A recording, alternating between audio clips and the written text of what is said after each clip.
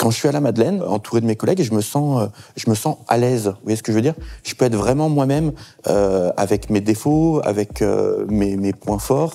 J'ai honte de rien. Question suivante. Toutes les entreprises vantent leur bienveillance, leur esprit d'équipe. En quoi c'est une réalité chez Capfi? Je pense qu'il faut le vivre. En fait, on s'en rend compte qu'une fois qu'on est dedans, que c'est plus que de la communication et du marketing. Donc on intègre Capfi, il y a la formation de communication bienveillante, non violente. Donc déjà, c'est une chose, ça montre déjà quelle est la mentalité de Capfi. Quand je suis arrivé, j'avais pas de mission pendant un mois et demi.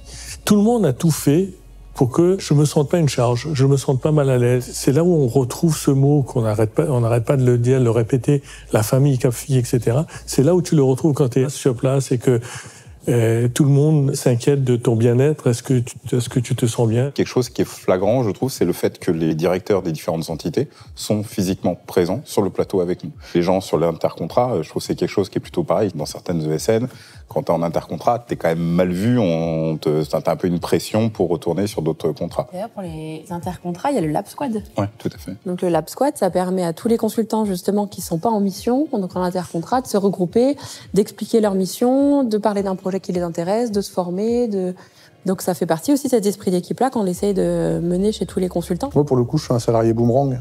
Et j'étais très content de revenir parce que, justement, je savais déjà dans quel environnement j'allais interagir et c'est un des critères de décision qui est important. Bienveillance, ça veut dire, c'est aussi accorder le droit à l'erreur à l'autre. C'est aussi, on a le droit de poser des questions, on a le droit de se tromper, on a le droit de dire si ça va ou ça va pas.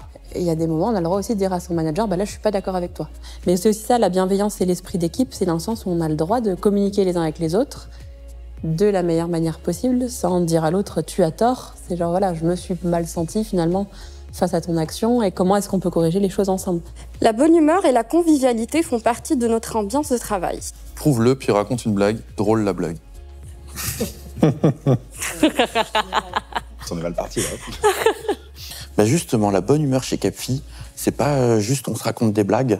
C'est un petit peu plus construit, un peu plus profond que ça. Quand je suis à la Madeleine, entouré de mes collègues, je me sens à l'aise. Vous voyez ce que je veux dire? Je peux être vraiment moi-même, avec mes défauts, avec mes points forts. J'ai honte de rien. Quand je dis j'ai honte de rien, j'ai pas honte de moi, de moi en entier. Et quand je vois autour de moi mes amis qui me racontent un peu leur parcours professionnel, ce qu'ils vivent en ce moment, en réalité, on a beaucoup de chance. Il y a personne qui est jugé, on juge personne. Il y a une valeur qui est quand même beaucoup mise en avant déjà dès le process de recrutement, c'est l'authenticité. Donc ça rejoint complètement ce que tu dis. C'est viens comme tu es, viens avec ton authenticité en fait. Quand on a la bonne humeur, la convivialité, tous ces moments, je dirais, toute cette bienveillance que nous avons tous les uns envers les autres, je pense que ça se reflète aussi dans nos missions. Franchement, les sorties entre collègues, c'est A, l'enfer. B, parfois obligatoire malheureusement. C, sympa, notamment cette fois où...